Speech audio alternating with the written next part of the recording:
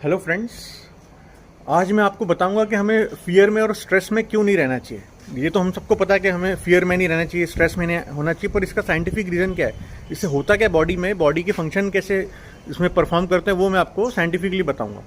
तो देखो, फियर और स्ट्रेस में क्या होता है, जब भी हम फियर में आते हैं ना, डर आता है, किसी चीज़ का डर लगता है, तो बॉडी में स्ट्रेस आ जाता है। और जब स्ट्रेस आ जाता है तो जो हमारा ब्लड फ्लो है, जो मेन ऑर्गन्स पे काम कर रहा होता है, हमारे लंग्स पे, हार्ट पे, स्टमक पे, वहाँ ब्लड फ्लो की ज़रूरत है ना, तो वो काम कर रहा होता है, अपना खाना पच रहा होता है, सांस आ रही होती है, सब हार्ट रेट ठीक मेंटेन होता है, तो वो ब्लड फ्लो वहाँ पे ना आके वो बंद हो जाता है।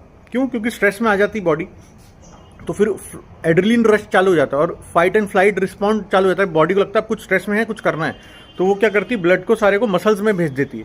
तो जब मसल्स में चला गया और अपनी मेन ऑर्गन से जो काम हो रहा था वहाँ पे ब्लड नहीं रहा, और हमारे ब्रेन में भी ब्लड चाहिए ना, सोचने के लिए, काम करने के लिए, रोज़मर्रा की चीज़ें करने के लिए, तो ब्रेन के जिस हिस्से से हम डिसीजन लेते हैं, अपने काम, छोटे मोटे रोज़मर्रा के काम करते हैं, वहाँ पे भी ब्लड जाना बंद हो जाता है।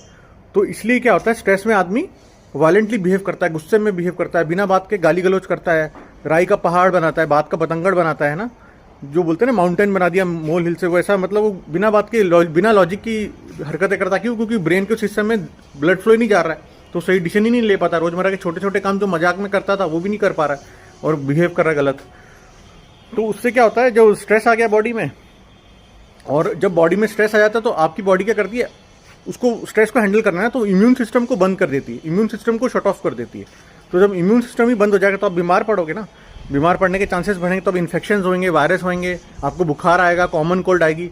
सोचो, जो कॉमन कोल्ड है, जुकाम, सर्दी जुकाम, बुखार भी ऐसे ही नहीं आता है किसी को, वो स्ट्रेस में ही आता है। अगर आपने कोई बॉडी को स्ट्रेस दे दिया या किसी चीज़ को लेकर फ्रस्ट्रेटेड हो गए, टेंशन में आ गए, तो अगर बॉडी में फ्रस्ट्रेशन आ गई ना, तब भी बुखार और जुकाम भी तभी होता है बॉडी को। तो सब कुछ माइंड पे कनेक्टेड है, तो माइंड से ही रखो, फियर में मत रहो, एंजाइटी में मत रहो। ये मेरा मैसेज था आपको। और भी इसकी बहुत साइंटिफिक टर्म्स हैं, वो मैं नहीं बता रहा हूँ, सिंपल भाषा में ही आपको समझा रहा हूँ कि आपको समझ में आ जाए कि क्या होता है, ब्लड फ्लो का पूरा खेल है और कैसे स्ट्रेस में और फियर में नहीं रहना चाहिए।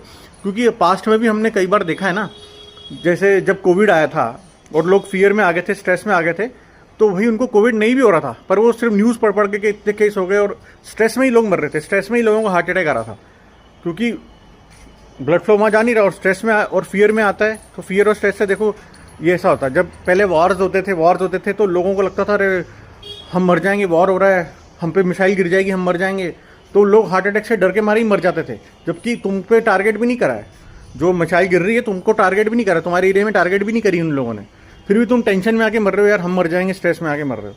तो इसलिए मेरा ये मैसेज है, फियर और स्ट्रेस में कभी भी नहीं रहना चाहिए।